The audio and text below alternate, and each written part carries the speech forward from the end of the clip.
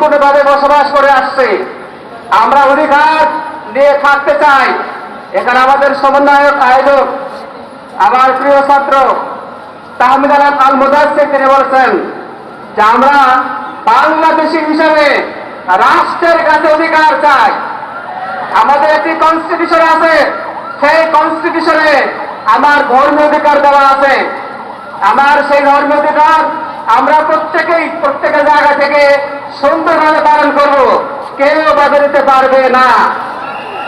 তবে দুষ্কৃতকারী যারা অসাম্প্রদায়িক চেতনায় বিশ্বাস করে এবং যারা ধর্মে দাঙ্গা বাঁধাতে চায় এবং যারা কনস্টিটিউশনের বিরুদ্ধে গিয়ে কাজ করেছে, তারা যে ধর্মের হোক না কেন তাদেরকে বিচারের আওতায় আনতে হবে।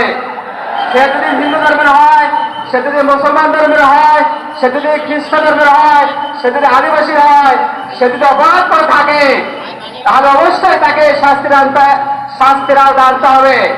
এবং তাকে যদি শাস্তির আওতায় আনতে গিয়ে সে তার সম্প্রদায় এটা বলতে পারবে না যে এখানে যারা সংখ্যালঘু তাদের অধিকার হরণ করা হচ্ছে, এইটা বলার কোনো সুযোগ নাই। আমি আরো বলতে চাই, যদি এরকম কোন কেস যদি সংখ্যালঘু, আমরা সংখ্যালঘু বলতে চাই না, তারপরেও যদি সংখ্যালঘু সম্প্রদায়ের মধ্যে থেকে যদি কোনো দুষ্কৃতকারী যারা বিগত সরকারের সাপোর্ট নিয়ে বিভিন্ন জায়গায় অন্যায় করেছেন, অবিচার করেছেন, তারা যদি থেকে থাকে, আপনারাই তাদেরকে ধরে দিবেন প্লিজ। আপনারাই তাদেরকে আইনের হাতে সোপর্দ করেন এবং আইন অনুযায়ী তাদের শাস্তি নিশ্চিত করা রাখবে। এখানে কোনো ধরনের ছাড় হওয়ার সুযোগ নাই।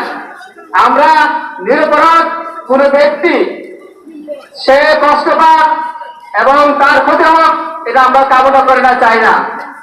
কাজেই আজকে এই সুযোগে যারা ঘোলাপানিতে মাছ শিকার করতে যাচ্ছেন, তারা সাবধান হয়ে যান, সতর্ক হয়ে যান। এইখানে অন্য কোনো পারপাস কায়েম করার আর সুযোগ নাই। পরিশেষে আপনাদের যারা আয়োজক, যারা এই অনুষ্ঠানটি সুন্দরভাবে যারা আয়োজন করেছেন, তাদেরকে ধন্যবাদ জানাই। এবং ছাত্র জনতার যে সংগ্রাম এবং আজকের যে সংগ্রাম, আজকে যে সমাবেশের সাথে আমি একত্রতা ঘোষণা করে আমার বক্তব্য এখানে শেষ করছি। আপনারা অনেক দূর দূরান্ত থেকে এই রৌদ্র অপেক্ষা করে দাঁড়িয়ে আছেন, তাদেরকে আমি আন্তরিক ধন্যবাদ এবং কৃতজ্ঞতা জানিয়ে এখানে শেষ করছি। সকলকে আবারও শুভেচ্ছা জানাচ্ছি এবং ধন্যবাদ জানাচ্ছি।